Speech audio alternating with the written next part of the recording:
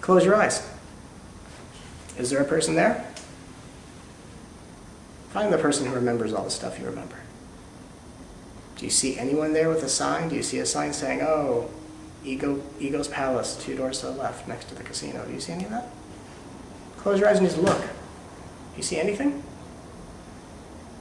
You see anything? You see anything, or is it like kind of like just empty or black, or like looking at space late at night? But isn't it true that although there's nothing there, you're aware of it? Isn't there awareness? Oh, so now there's nothing but awareness. Then you open your eyes and now there's still that awareness in some sort of world where everything comes to life. Notice how with your eyes open, what comes to life is here. Hey, all the dancing colors and people, right? Close your eyes. Where does it go? Sure, you can feel like you're still in this room because your senses are hooked up to your nervous system that says, I remember what the room I looked at a second ago looks like. But does it look the same? Not at all. Open your eyes. See, there's people, there's you supposedly, right? And there's a world. Close your eyes.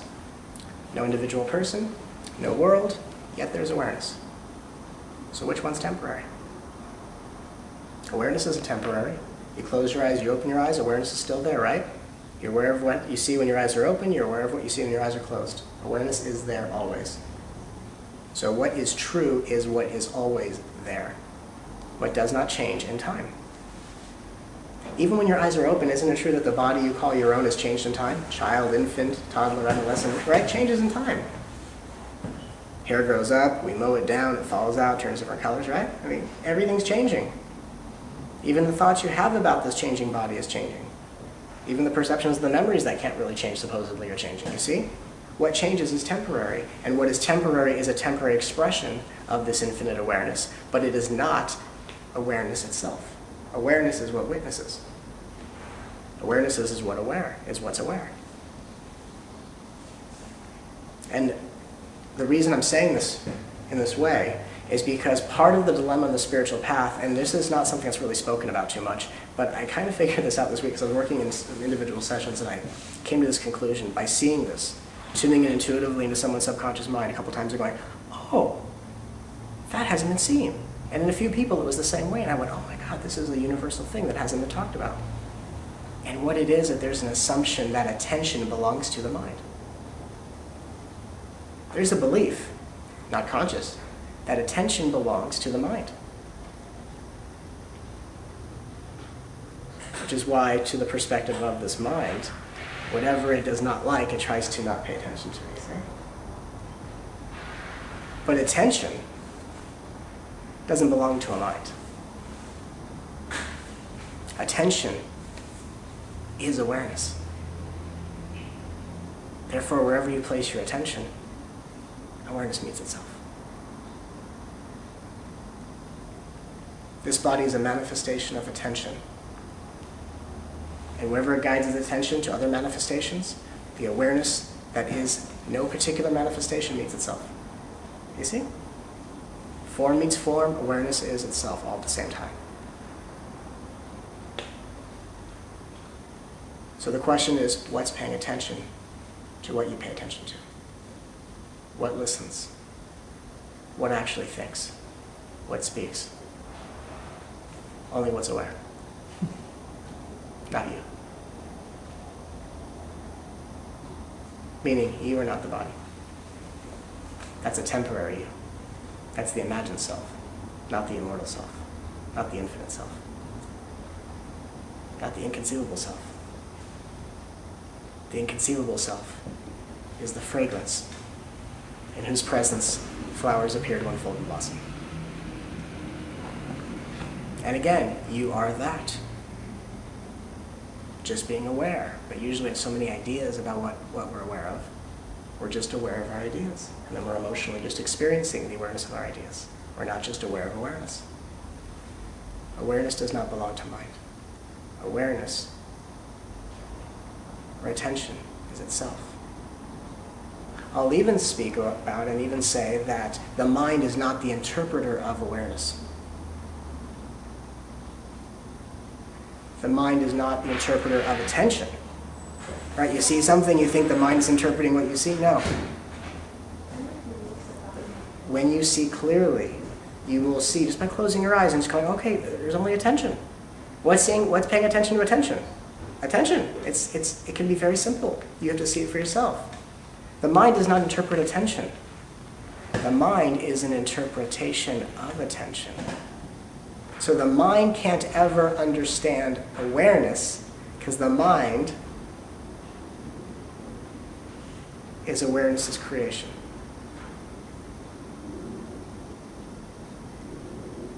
And everything arising in mind, thoughts, assumptions, all this kind of stuff, are just like the bubbles floating up from the ocean, within the ocean.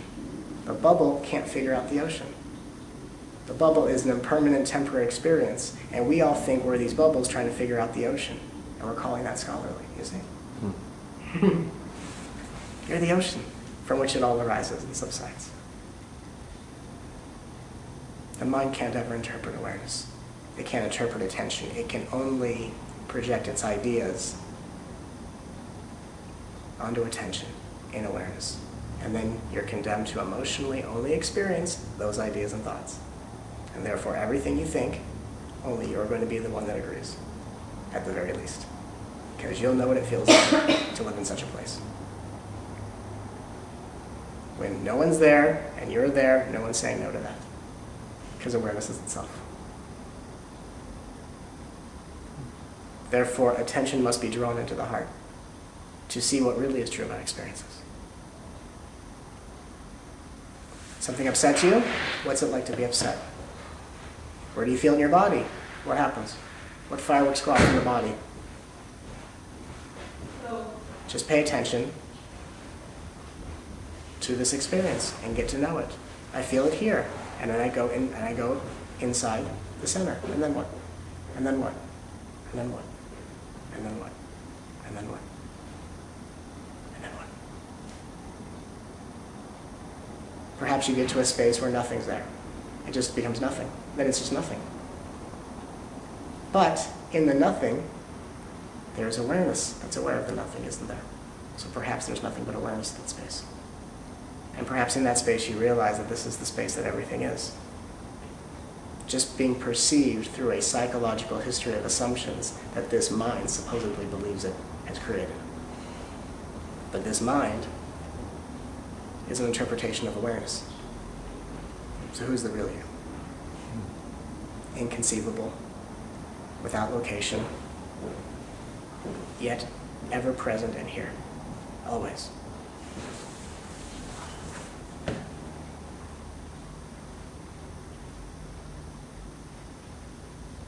This can't do it, ever. All you'll have is spiritually based opinions.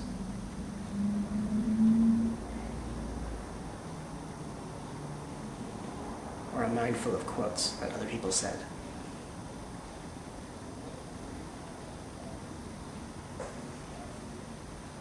That if you knew the intention of the one speaking was to point you to the experience of what these words feel like when you become them, not what happens when you remember them.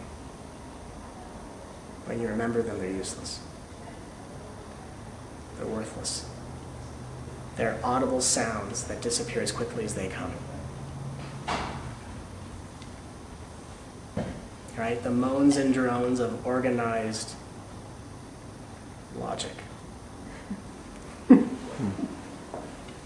Because it's all about what you feel. And none of it's wrong. But don't think about what you feel. Feel what you feel. Just be aware. Because awareness is aware. The question is awareness having a problem with this feeling, or is it just aware? Is awareness having a problem with this thought, or is it just aware? Or the language used. Or the language used. Or the language anyone uses. Who has the problem? The idea or the awareness of the idea? And again, if you take away the idea of distance and location, awareness doesn't have to be an observer separate from the experience. Again, no separation means no separation. Right? So the fact you think that you're in the body is a perception of experience, but it's not a wrong one.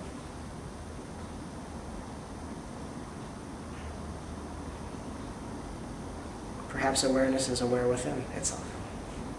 So why are we trying to climb to the top of the mountain to look down on our world to feel free from it? And then someone mysteriously pushes you off the cliff and you fall back into the world you tried to escape, you see. What's aware is aware within itself. There is but one eternal witness, witnessing itself as itself. Individually, collectively, simultaneously.